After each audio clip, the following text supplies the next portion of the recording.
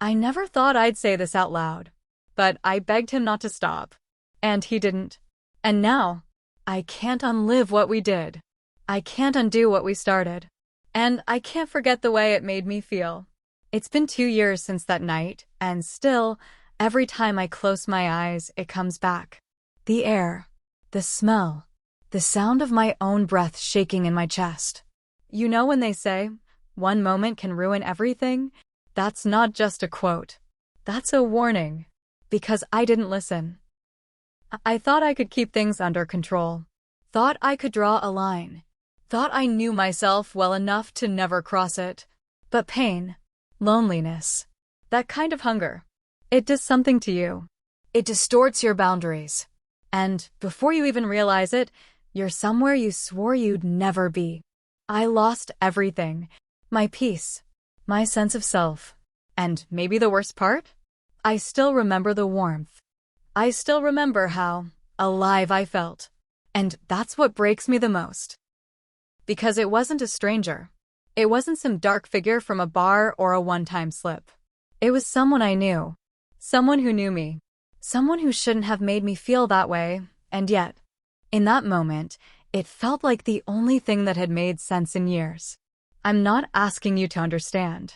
I'm not even asking you to forgive. But I need to tell it. I need to finally let this story breathe. Because the silence, it's too heavy. And maybe, just maybe, someone out there knows this feeling too. That ache. That pull. That ache for connection so deep you'd do something you never thought possible. I don't know how you'll see me by the end of this. I don't know if you'll feel sorry for me or hate me, but I promise I'll be honest, even when it hurts. Even when it makes me look like the worst version of myself. Because this isn't just a story about what happened one night. It's about everything that led up to it. The little heartbreaks. The long silences. The quiet dying of something I used to call love. It's about what happens when your heart's been starving for too long. And you finally taste something that feels like being seen again. So, here it is. My story. 2 years earlier. Subscribe to Heartfelt Tales Unfold, where silence breaks and stories are finally told. I wake up before everyone else. Make the coffee. Pack the lunches. Fold the laundry that no one remembers I even touched. I smile when I serve breakfast. Ask if anyone needs anything. Pretend I'm okay when they don't answer. I've been married for 15 years. 15 years of shared bills, birthday cakes, and quiet dinners where the only sound is the clink of silverware. He's a good man, on paper, hardworking, provides everything we need. Except him. He's never home. And when he is, he's not here. His body's at the table. But his mind is always miles away. He doesn't ask how I'm doing. Doesn't notice when I wear something new. Doesn't even flinch when I cry during a movie. We sleep in the same bed. But I stopped reaching for him a long time ago. And he never noticed I stopped. There's a picture on the wall of us on our wedding day. We looked so in love back then. I wonder if that version of me still exists somewhere. The one with bright eyes and soft dreams. Then there's Liam. 17. Tall. Quiet. Always thinking. He's not my husband's biological son. But he's mine. And lately. He's the only one who notices when I walk into the room. The only one who says, "You look tired, Mom. Are you okay?" Sometimes I just nod. Other times I say, "I'm fine," and he tilts his head like he knows I'm not. He helps me clear the table. He stays back when his little brother runs off. He lingers. And I don't know why that matters so much, but it does. The house looks perfect. Trimmed lawn. Neatly hung curtains. Neighbors wave and say, "You're so lucky. Such a beautiful family." But they don't see how quiet it is inside. How I walk from room to room just to feel movement. How I put on music just so it doesn't feel like the walls are closing in. I've become a ghost in my own life. Doing all the things I'm supposed to do. But feeling like none of it matters. I did the cooking. The cleaning. The smiling. But no one saw me. Not really. Except him. We took a road trip that summer. Packed the car with snacks, extra chargers, and the kind of silence no music could cover up. I smiled for the pictures. Laughed when I was supposed to. But everything felt rehearsed, like we were acting out of family instead of being one. The boys sat in the back, earbuds in. My husband drove, barely glancing my way. He talked about gas prices, work deadlines. I nodded, pretended to care. It had been a long time since he asked me anything real. We reached the cabin just before sunset. It was beautiful, wooden, quiet, tucked away in the trees. A fireplace. A little kitchen. The kind of place that should have felt romantic. But by the time we unpacked and ate, he was already asleep on the couch. TV still on. Phone in his hand. I cleaned up. Washed the dishes. Everyone else had gone to bed. Except Liam. He came down, barefoot, with a blanket over his shoulders. Said he couldn't sleep. I offered him tea, and we sat by the fireplace. The room was dim, quiet, warm. I could hear the fire crackle. And for once, I wasn't pretending. He talked about school. About how he felt like he didn't fit in anymore. Said he hated how his stepdad never really talked to him, just talked at him. And then he looked at me. Right at me. Said, "But you always see me." I smiled, caught off guard. Said something like, "Of course I do, sweetheart." He laughed a little and shook his head. "You're the only one who cares if I eat. If I sleep. You always ask how I'm feeling." I swallowed hard, because no one asked me those things. No one had in a long time. Then, almost out of nowhere, he said, "You deserve to be happy, Mom." I froze. I don't know why those words hit so deep, but they did, because I hadn't heard them in years. Not from my husband. Not from anyone. And definitely not from myself. I stared into the fire. Felt something shift. He said goodnight, kissed my cheek, and went upstairs. And I sat there. Still. Quiet.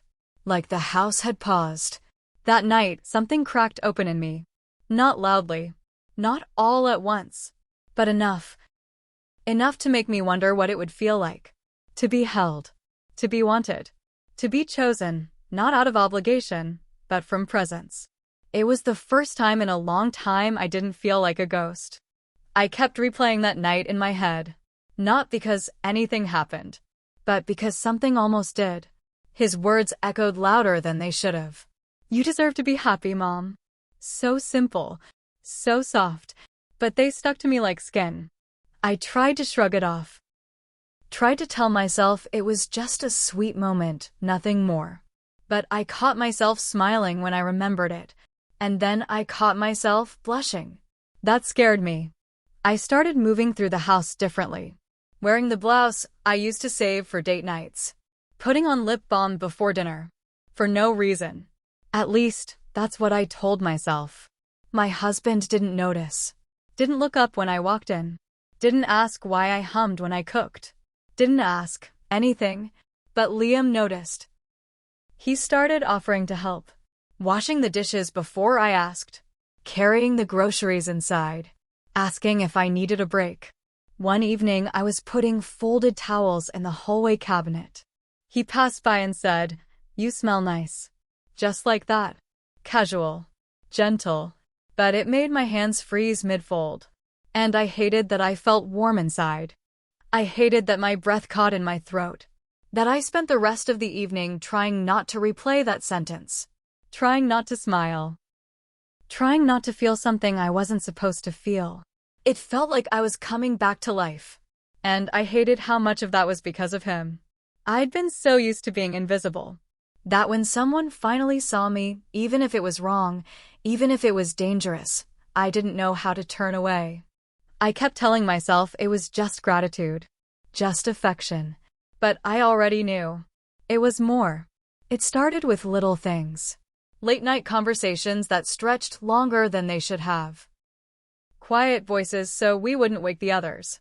But really, so we wouldn't break the spell. He'd sit at the kitchen table while I made tea. Sometimes we'd stand by the back door, watching the porch light flicker. There was something about those moments. They felt outside of time. Like the rules didn't reach us there. He told me about being bullied. About how he never felt like he fit anywhere, not in school, not even in this house. Said he always felt like a guest in his own life. And I understood that more than I should have. I shared things I hadn't spoken out loud in years. How I used to write poetry. How my mom used to hit me with a wooden spoon if I cried too loud. How I once ran away for 2 hours just to see if anyone would notice. He listened like no one else ever had. Like every word I said mattered. Like I mattered. Then one night, we were laughing about something stupid. And in the middle of it, he reached out and touched my hand. Just lightly. Right at the fingertips. And I didn't pull away. I didn't even flinch. I just let it stay there. Warm. Still. Unspoken. The silence that followed said more than anything we'd said all week. After that, the air changed. He started calling me beautiful. Not as a joke. Not like a kid teasing his mom. But like he meant it. Like he was seeing something new. And I started hesitating before saying goodnight. I'd stand at the base of the stairs, heart beating like it didn't know where to belong.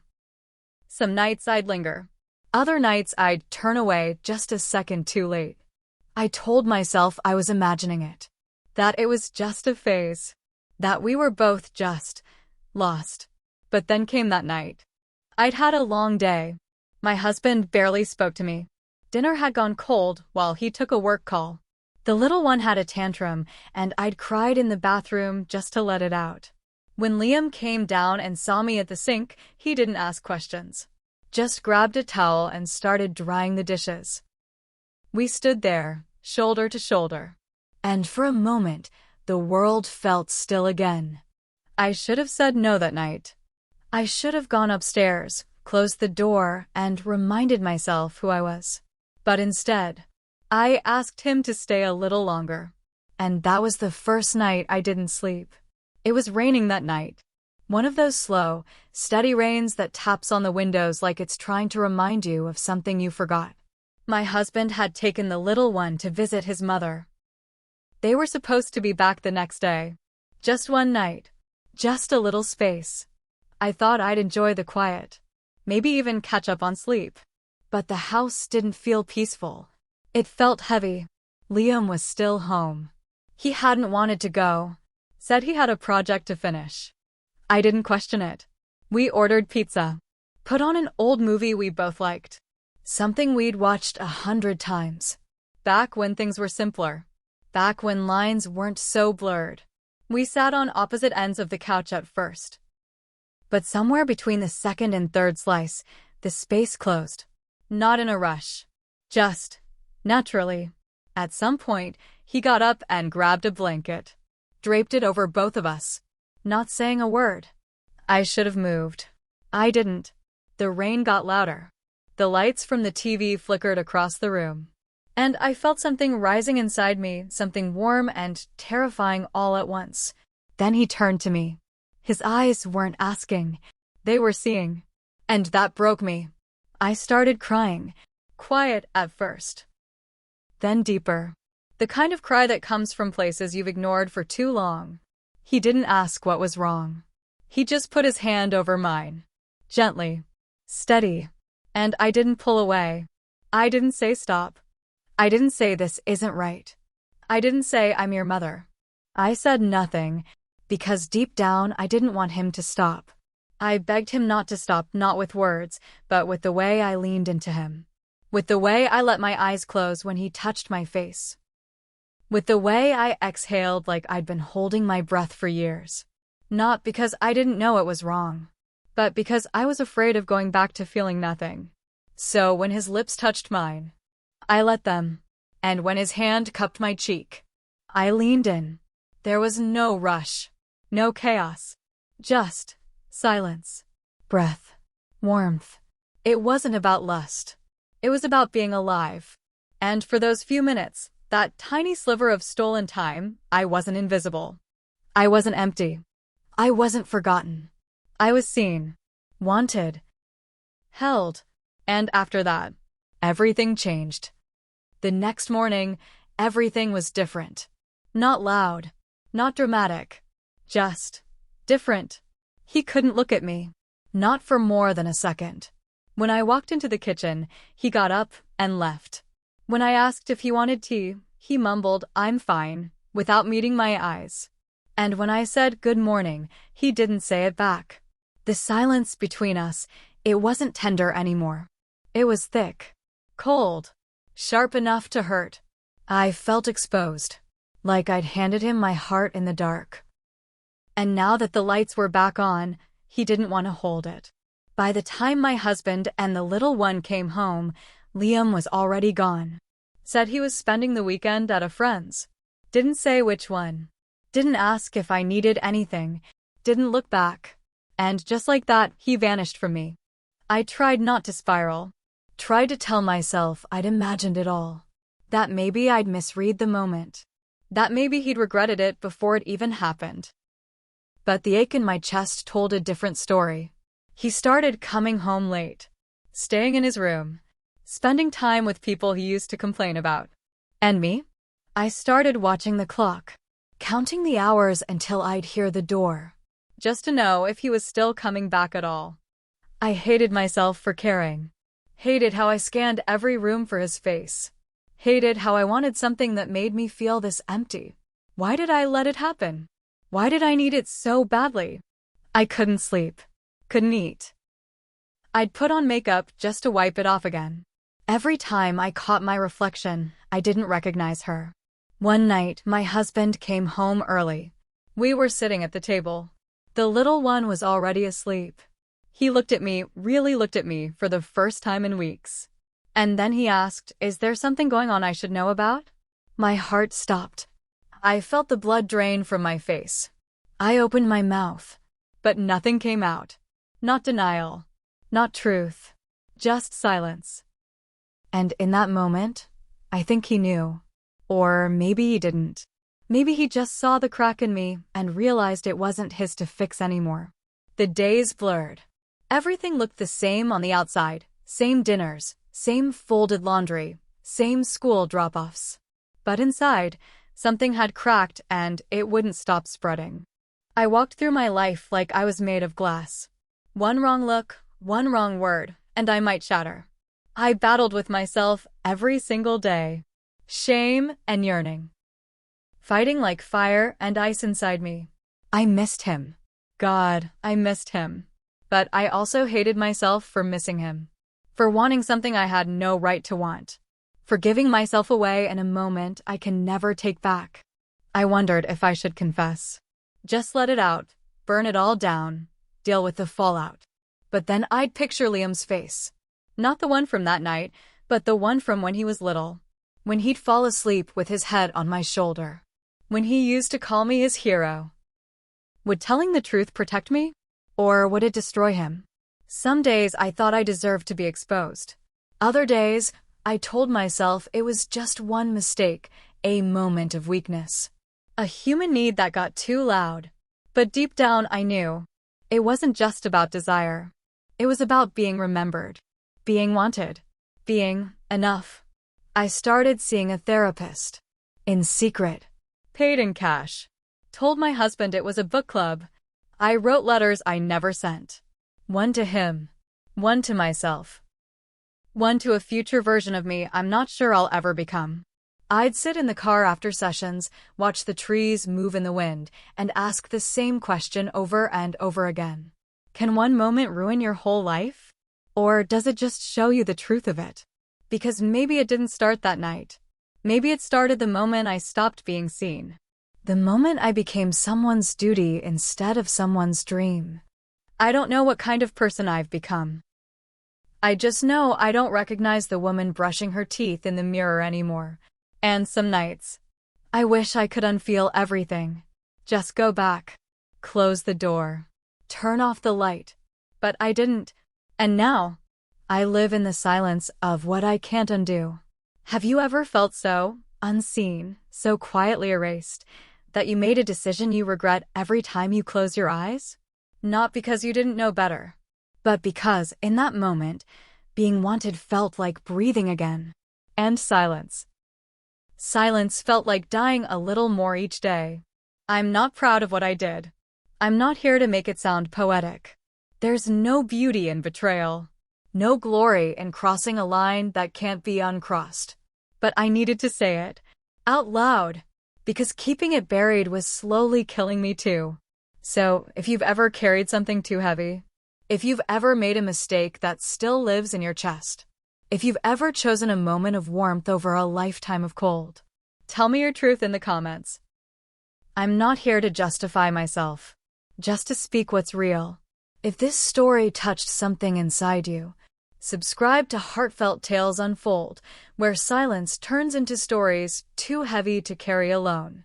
Don't miss the next one. It might echo a truth you've never dared say aloud.